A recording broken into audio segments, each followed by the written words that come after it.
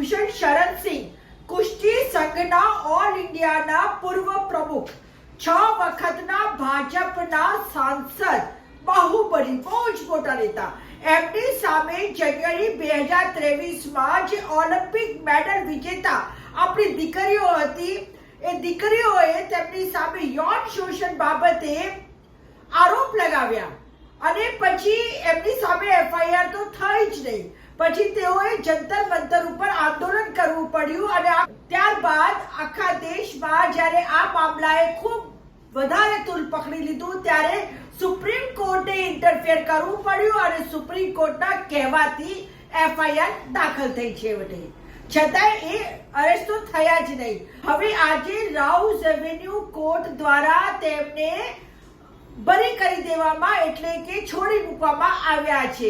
જે મહિલા પહેલવાનો છે તેમને આ બાબતે દુઃખ પ્રકટ કર્યું છે અને એમણે કીધું છે કે સત્તા, તંત્ર અને સિસ્ટમ બ્રિજભૂષણ શરણને બચાવવા માટે જ લાગેલા હતા.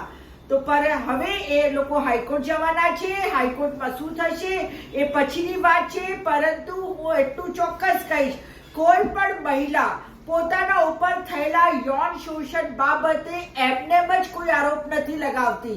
ક્યાંય ના ક્યાંય તથ્ય હશે, સચ્ચાઈ હશે, એટલા માટે જ આવી રીતે આરોપ લગાવવામાં આવ્યા. પરંતુ કોર્ટે 1.5 પાનાની જે ચાર્જશીટ હતી એમાંથી કોર્ટને કંઈ મળ્યું જ નહીં. તો હવે કોર્ટની બાબત છે, ઓર્ડર વાંચ્યા સિવાય કંઈ કહેવાય નહીં. પરંતુ હું આશા રાખું છું કે ભલે એમને નીચલી અદાલતે ન્યાય ન આપ્યું, પરંતુ હાઈકોર્ટ એમની વાત સાંભળશે, અપીલ એડમિટ કરશે અને પછી આ કેસ આગળ ચાલશે.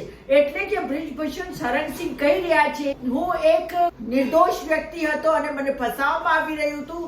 તો મારે બ્રિજભૂષણ શરણસિંહને કહેવું છે, ભાઈ એક જ મિનિટ ઉભા રહો, આ તો ફક્ત ને ફક્ત નીચલી કોર્ટનું, અદાલતનું જ ફેસલો છે.